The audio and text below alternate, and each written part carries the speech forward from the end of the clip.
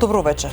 Дали посетата на еврокомесарката за проширување Марта Кос утре и задутре во Скопје може да донесе пробив во евроинтеграциите? Иако на агендата ќе доминира прашањето за планот за раст, известно е дека вжештените односи со Бугарија и прашањето за уставните измени несомнено ќе се најдат на маса. Тешко до брз пробив и затоплување на односите меѓу Скопје и Софија во сегашната ситуација. Дел од аналитичарите и политичарите немаат превисоки очекувања од посетата на еврокомесарката за проширување Марта Кос, која утре доаѓа во Скопје на дводневниот самит со лидерите од регионот. Председателот на движењето Знам, Максим Димитриевски, кој денеска беше реизбран за партиски лидер на Конгрес, изјави дека еврокомесарката е добре дојдена, но Знам како владин партнер не прифаќа воопшто да се зборува за уставни измени на штета, како што вели, на македонскиот јазик и идентитет. Димитриевски не е оптимист дека меѓународен посредник може да помогне во спорот меѓу Скопје и Софија. Господјата Кос е секогаш добре дојдена во Македонија, но мора да потенцирам дека таа не е ништо повеќе европеец отколку што сме и јас и вие сите граѓани на Македонија и жители кои што живеат на Балканот. Што се однесува до уставните измени, во оној момент кога нема да се дефинира јасно и да се направи дистинкција од сите оние епитетски форми за македонскиот јазик кои што се нудат како солуција или решение, Знам нема да биде дел од оваа актуелна власт. Самите себе си да се поништиме и да прифатиме дека имаме заедничка историја, дека имаме заеднички корени и дека говориме дијалект на бугарскиот јазик. Тоа за Знам е неприфатливо, а тоа е неприфатливо и за нашите владини партнери. Според политичкиот аналитичар Петар Арсовски, известно е дека уставните измени ќе бидат главна тема на утрешната тет-а-тет средба, што Кос ќе ја има во владата со премиерот Мицкоски веднаш по пристигнувањето, но не очекува промени на ставовите за ова прашање.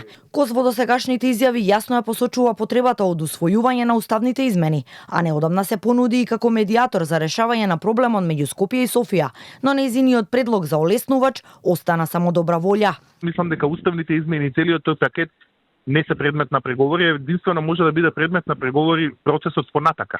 Односно да спречиме нова билатерализација на проблемот ако ние ги донесеме уставните измени, без оглед дали ќе ги донесеме со одложено дејство или со итно дејство, бидејќи тоа во суштина не го менува ставот на Бугарија дали ќе не блокира понатака или не. Тоа што се однесува до политичкиот контекст, мислам дека близината на локалните избори ќе направи да биде многу тешко да се направи брз пробив сега. Мислам дека мешаните пораки кои доаѓаат од Софија, едните дека нема да има нова билатерализација, вторите дека се мора да се заврши, немаат пресек со можните решенија кои владата ги нуди. Евентуално може да се очекува пробив, односно некако придвижување после локалните избори, но и за тоа е потребен посериозен дипломатски механизам. Според агендата, главниот дел од програмата на самитот ЕУ Западен Балкан е во вторник, кога Кос ќе седне на маса со лидерите на Македонија, Албанија, Босна и Херцеговина, Косово, Србија и Црна Гора, а главната тема е планот за раст и неговото спроведување. На панел дискусиите воведни обраќања ќе имаат премиерот Мицкоски и комесарката Кос, а присутни ќе бидат и министри од регионот, представници на ЕУ, регионални организации и меѓународни партнери, со цел да се обезбедат практични решенија за забрзување на реформите. Министерот за здравство Азир Али уверува дека Кочанската болница е негов главен приоритет, откако вчера дел од семејствата на загинатите побара одговорност за лекарите, за кои велат кобната ноќ не сториле доволно за нивните деца. Јас ве уверувам дека во моментот додека јас раководам со ова министерство ќе направиме све и тоа ми е во топ приоритет Кочање. Знаете дека соодел за физикална терапија е при крај. Мислам дека за 2 недели ќе биде таму. Исто така, знаете дека веќе спирометарот како делот, неопходен делот од техниката, од апаратите што им се неопходни на докторите веќе е инсталиран. Функционира исто и гасните анализи за крв од капиларна крв исто така е активен и тој ќе биде во функција од понеделник. Утре почнува вториот уписен рок во средните училишта, слободни се 16.000 места. За во иднина да не се случуваат примери.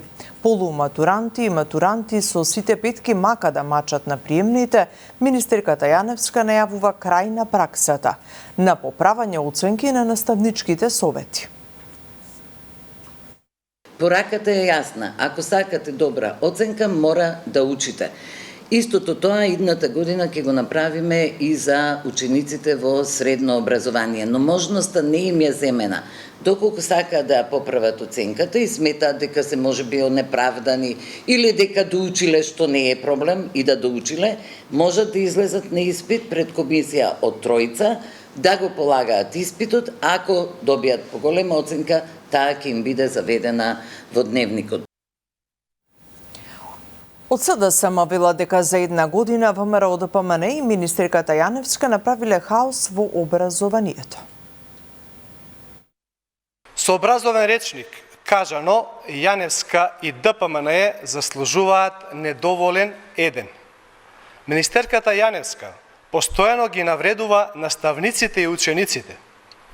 Наставниците се темел на образовниот процес, а денес тие се демотивирани, економски притиснати и професионално деградирани. Ја доведува во прашањето и нивната стручност, тврдејќи дека не знаат да оценуваат.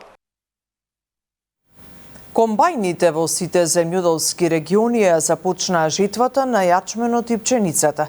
Земјоделците се незадоволни од цената од 9,5 денари за јачменот, а за пченицата се уште и не знаат по која цена ќе се откупува. Бараат државата да направи пресметка за производствената цена, со што ќе ги заштити да не работат со загуба. На стартот на жетвата на пченицата и во екот на жетвата на јачменот, земјоделците наместо род жнеат загуби.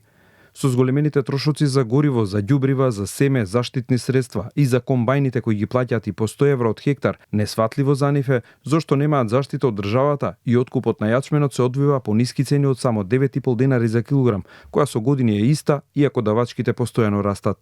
Од Националната земјоделска мрежа укажуваат дека јачменот за да биде исплатлив за земјоделците треба да биде платен по 15 денари за килограм, а укажуваат и на законските обврски од актуелниот закон, дека Министерството досега требало да изготви производни цени за јачменот и пченицата како основа за откупните цени и за тоа колку ќе има обврска државата да доплати за да ја надополни загубата кај земјоделците во услови на вакво нарушување на пазарните услови, кога откупните цени се далеку под производните цени. Според Закон за земјоделие и рурален развој, Министерството за земјоделие е задолжено да изготви производни цени. До сега, до овој момент, ние ги немаме тие производни цени. За жал, и покрај таа законска обврска што имаше Министерството за земјоделие, значи тие ги немаат презентирано. Врз основа на тие производни цени се дефинираат и заштитни цени кои се 25% над производни цени согласно Законот за стратешки култури. Според наше видување, производната цена кај јачменот не е подолу од 15 денари, односно нешто поголема и за пшеницата.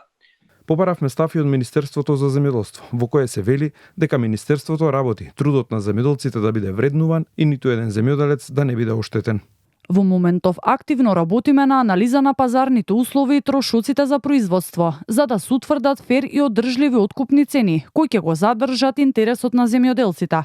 Нашата цел е да обезбедиме цени кои реално ќе го одразат вложениот труд на земјоделците. Јавноста и земјоделците ќе бидат благовремено информирани за финалните одлуки во врска со откупните цени.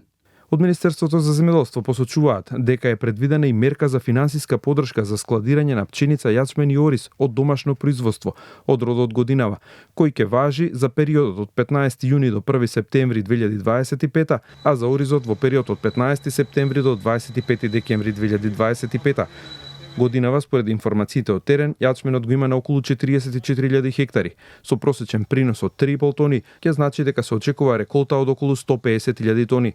Домашните потреби за сточарството се околу 80.000 тони, а остатокот најверојатно, како и секоја година, ќе замине за извоз во Грција. Ги гледавте вестите, имајте убава вечер.